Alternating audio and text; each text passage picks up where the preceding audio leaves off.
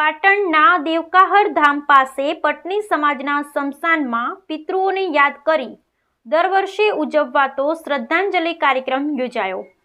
પાટણ શહેર તેમજ સમગ્ર ભારતમાં વસતા પટની સમાજ દ્વારા આજે પાટણ શહેરના સરસ્વતી નદી તટમાં દૂર દૂરથી હજારોની સંખ્યામાં વસતા પટની સમાજે આ દિવસે અષાઢ વદ 14 ને દિવસો પોતાના પિતૃઓને યાદ કરી હૈયાફાટ રુદન સાથે અબીલ ગુલાલ फूल हार तोरा करी ने श्रद्धांजलि आपवामां आवे छे।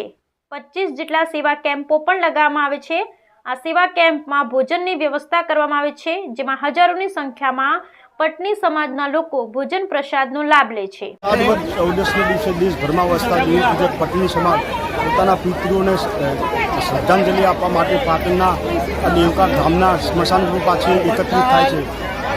પાટણમાં જે વર્ષો જૂની પરંપરા છે, સિદ્ધરાજ જયસિંહના કાળથી આ પરંપરા આજે પણ યથાવત છે।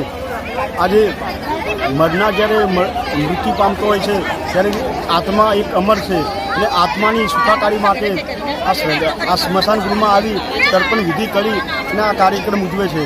અને આજના દિવસે મારે પટની સમાજને સંદેશો આપવાનો છે કે શિક્ષણનું જ્યારે સ્તર ઓછું છે ત્યારે શિક્ષણનું સ્તર આવે અને જે દીકરા દીકરીઓને ભણાવી સમાજમાં એક પ્રગતિની રાહ લીધે।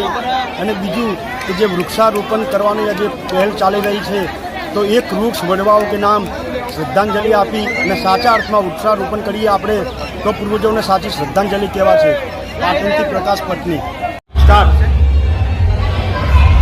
આજે પટણી સમાજનો ખૂબ મહત્વનો પ્રસંગ એવો દિવાસાના પ્રસંગે આજે અહીંયા આગળ સગત માતા, વિહત માતા અને મહાકાળી માતાની જે ભવ્ય મંદિર બનાવ્યું એનું ભૂમિપૂજન થયું હતું અને પ્રતિષ્ઠા થઈને એક ભવ્ય મંદિર જે હડકમય માતાની જગ્યામાં બનાવ્યું છે।